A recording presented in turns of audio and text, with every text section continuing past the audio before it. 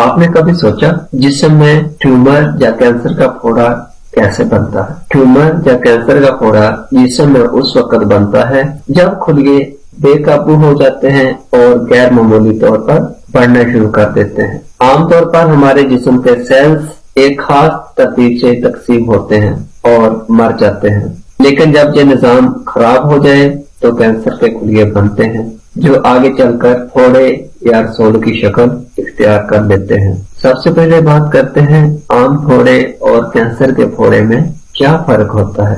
اگر ان کی خصوصیات کے حوالے سے بات کی جائے تو عام پھوڑے کا رنگ گلابی یا ہلکا ہوتا ہے، جبکہ کینسر کا پھوڑا سیاہی مائل ہوتا ہے۔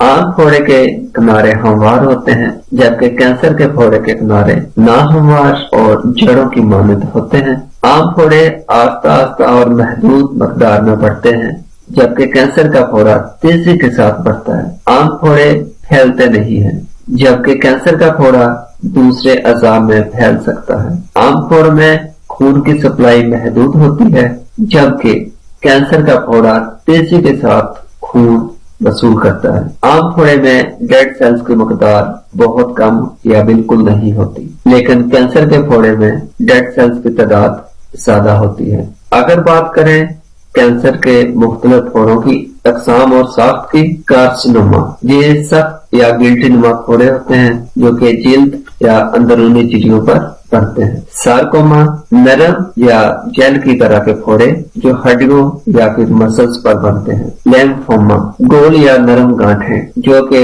لمف نوڈز پر بنتی ہیں۔ لیوکیما اس کو آپ بلڈ کینسر کہہ لیں کیونکہ یہ کوئی مخصوص پھوڑا نہیں ہوتا۔ کینسر کے پھوڑے بننے کی وجوہات پہ بات کرتے ہیں۔ جینیٹک ریزنز ہو سکتی ہیں، اگر خاندان میں پہلے کسی کو کینسر ہے تو یہ جینز وراثتی طور پر منتقل ہو سکتے ہیں، جس سے کینسر کا رسک بڑھ جاتا ہے۔ سگریٹ نوشی اور تمباکو جس کی وجہ سے سگریٹ میں موجود نیکوٹین اور کارسینوجینز پھیپھڑوں، منہ اور گلے کے کینسر کا سبب بن سکتے ہیں۔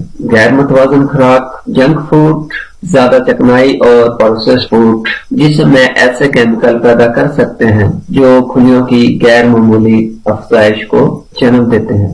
شراب نوشی سے جگر، گلے اور معدے کے کینسر کا خطرہ بڑھتا ہے۔ اس کے علاوہ ریڈیشن اور کیمیکل، وائرل اور بیکٹیریل انفیکشن، HPV یعنی ہیومن پیپلوما وائرس، ہیپاٹائٹس B اور C کے وائرس جن سے جگر کے کینسر کا خطرہ بڑھتا ہے، جسم کی قدرتی مدافعتی کمزوری اور ہارمونل امبیلنسمنٹ جو ہے کینسر کا سبب بن سکتا ہے۔ اس کے لیے احتیاطی تدابیر، متوازن غذا، پھل، سبزیاں اور فائبر کا استعمال کریں، سگریٹ اور شراب نوشی سے پرہیز کریں، روزانہ ورزش کریں اور سورج کی تیز روشنی سے بچنا چاہیے۔ اپنا بہت سارا خیال رکھیے گا۔